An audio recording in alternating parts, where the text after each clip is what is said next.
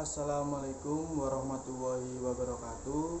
Perkenalkan, nama saya Muhammad Royanur Zaki dari kelas KP2 Manajemen 2019 dengan NIM 1961078, dan juga dua teman saya, Lavenia Rosida dengan NIM 1961104 dan Muhammad Izak Fernando dengan NIM 1961109.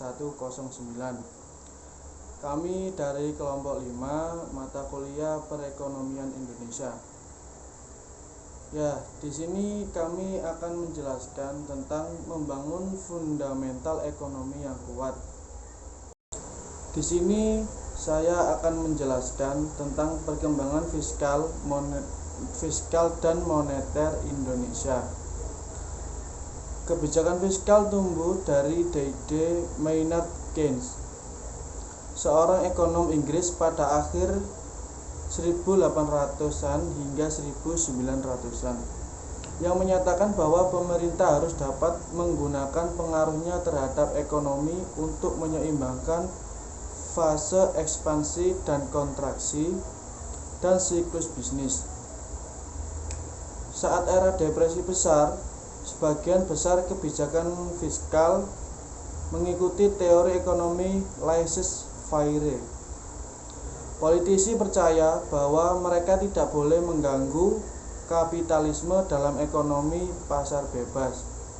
Tetapi Franklin D. Roosevelt atau FDR mengubah itu dengan menjanjikan kesepakatan baru untuk mengakhiri depresi. Kebijakan fiskal sendiri adalah kebijakan yang dibuat oleh pemerintah untuk mengarahkan ekonomi dalam suatu negara melalui pengaturan pengeluaran dan pendapat atau berupa pajak. Kebijakan moneter adalah suatu kebijakan dari otoritas moneter, dalam hal ini adalah bank sentral, dalam bentuk pengendalian agregat moneter seperti uang beredar, uang primer atau kredit perbankan untuk mencapai perkembangan kegiatan yang dicita-citakan. Di sini sekilas dari penjelasan saya. Untuk penjelasan selanjutnya akan dijelaskan oleh Lavenia Rosida, dan selanjutnya lagi akan dijelaskan oleh Muhammad Izak Fernando. Sekian dari saya. Wassalamualaikum warahmatullahi wabarakatuh. Perkenalkan, nama saya Lavenia Rosida, NIM saya 1961104. Kebijakan fiskal dan moneter untuk menjaga kestabilan ekonomi. Ada 8 kebijakan fiskal yang memiliki tujuan untuk menstabilkan perekonomian Indonesia. Yang pertama, menjaga kestabilan perekonomian nasional. Yang kedua, memacu pertumbuhan ekonomi. Yang ketiga, mendorong laju investasi. Yang keempat, membuka kesempatan kerja yang luas. Yang kelima, mewujudkan keadilan sosial. Yang keenam, sebagai wujud pemerataan dan pendistribusian pendapatan. Yang ketujuh, mengurangi pengangguran. Yang terakhir, menjaga stabilitas harga barang dan jasa agar terhindar dari inflasi. Faktor yang mempengaruhi defisit neraca perdagangan dan neraca pembayaran Indonesia. Ada 5 faktor yang mempengaruhi neraca perdagangan. Yang pertama, biaya produksi di negara importir versus negara eksportir. Yang kedua, ketersediaan bahan mentah atau bahan baku. Yang ketiga, nilai tukar mata uang. Yang keempat, standarisasi barang impor. Dan yang terakhir, tarif impor atau ekspor itu sendiri.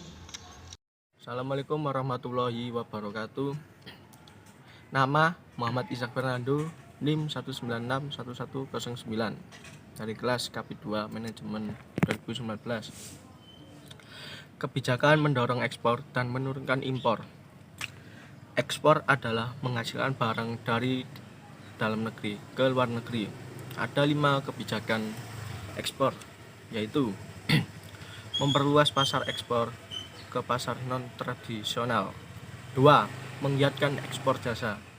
3. Mengikuti program misi dagang dan pameran. Keempat, refocusing produk dari bahan mentah ke produk bahan setengah jadi atau produk bahan jadi. Kelima, mengoptimalkan free trade agreement atau perjanjian perdagangan bebas. Selanjutnya, impor. Impor adalah memasukkan barang dari luar negeri ke dalam negeri. Ada 3 kebijakan menurunkan impor. 1. Dengan meningkatkan produktivitas lokal dan perusahaan-perusahaan milik negara. Yang kedua, dengan membatasi jumlah perusahaan-perusahaan asing yang ingin mendirikan di Indonesia. Yang ketiga, meningkatkan kualitas produk dalam negeri agar bisa bersaing dengan produk asing. Sekian, terima kasih. Wassalamualaikum warahmatullahi wabarakatuh. Jangan lupa subscribe.